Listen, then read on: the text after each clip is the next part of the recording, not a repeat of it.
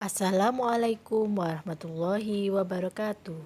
Hai anak kelas 3 Brilian School. Senang sekali Ustazah Febri bisa berjumpa dengan kalian dalam pelajaran Galileo. Kali ini kita akan belajar tentang sumber daya alam. Yuk kita mulai dengan membaca basmalah. Bismillahirrohmanirrohim. SDA atau sumber daya alam. Apa itu sumber daya alam? Sumber daya alam adalah segala sesuatu yang ada di alam ini dan dapat digunakan manusia untuk memenuhi kebutuhan hidupnya. Misalnya, manusia sebagai makhluk hidup pasti membutuhkan makanan. Nah, di alam ini apa saja yang bisa kita manfaatkan sebagai sumber makanan? Berdasarkan sifatnya, sumber daya alam dibagi menjadi dua, yaitu sumber daya alam dapat diperbaharui dan sumber daya alam tak dapat diperbaharui. Sumber daya alam dapat diperbaharui yaitu sumber daya alam yang dapat terus ada selama penggunaannya tidak berlebihan dan jika berkurang dapat dipulihkan kembali dalam waktu cepat.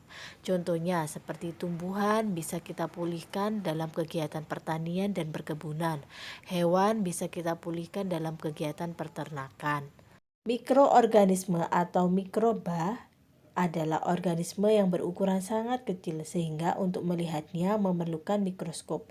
Mikroorganisme dimanfaatkan manusia dalam pembuatan obat antibiotik dan juga pembuatan makanan seperti tempe, kecap, dan yang lainnya.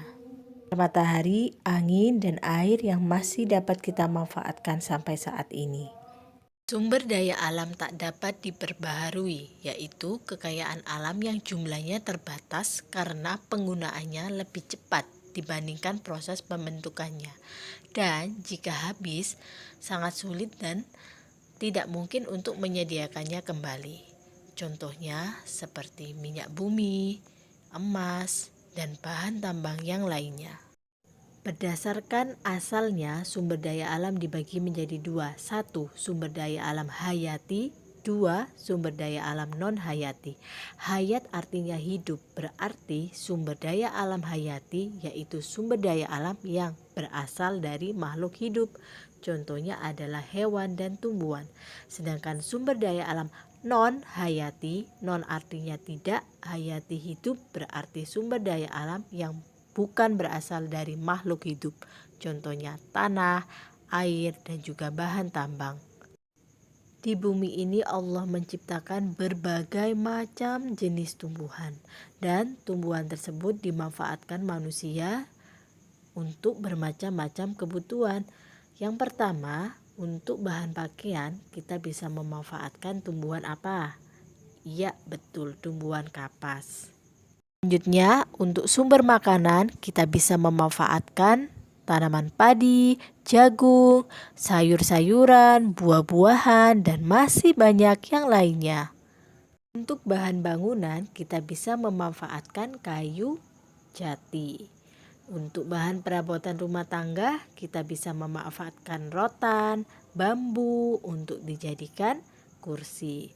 Dan untuk obat-obatan kita bisa menggunakan tanaman sirih, kina, mahkota dewa, dan masih banyak yang lainnya. Dan sekarang ini untuk membuat bahan bakar berupa biosolar atau biodiesel kita bisa memanfaatkan tanaman jarak. Untuk hewan bisa kita manfaatkan sebagai bahan sandang. Kita dapatkan dari kepompong ulat sutra untuk menjadi kain. Selanjutnya, sumber makanan kita bisa memanfaatkan seperti hewan sapi, bisa kita ambil daging dan susunya. Kemudian ayam bisa kita ambil telur dan dagingnya. Kemudian ada juga hewan yang kita manfaatkan sebagai alat transportasi, yaitu hewan kuda. Dan untuk hewan peliharaan banyak sekali, contohnya seperti ikan, kucing, kelinci, dan burung. Pemanfaatan sumber daya alam non-hayati seperti air kita bisa memanfaatkan sebagai objek wisata, pengairan sawah, perikanan, dan juga pembangkit listrik tenaga air. Tanah bisa kita manfaatkan sebagai lahan pertanian dan juga perkebunan. Angin kita bisa manfaatkan untuk membangkit listrik tenaga angin. Nah, minyak bumi bisa diolah menjadi bensin, aftur, solar yang bermanfaat untuk bahan bakar. Bahan tambang berupa belerang bisa kita manfaatkan untuk obat penyakit kulit. Dan bahan tambang emas, perak bisa kita manfaatkan untuk perhiasan. Nah, sekarang ayo kita berlatih supaya kita lebih paham tentang pemanfaatan sumber daya alam. Caranya, kalian tulis tabel di bawah ini di buku tulis Galileo. Kemudian kamu lengkapi tabelnya. Setelah selesai, kamu foto hasil pekerjaan kalian dan kirimkan ke link yang sudah Ustazah share. Baik anak-anak, sampai di sini dulu pertemuan hari ini. Don't forget to pray on time, don't forget to obey your parent, don't forget to read Holy Quran, don't forget to study hard and be careful. See you. Wassalamualaikum warahmatullahi wabarakatuh.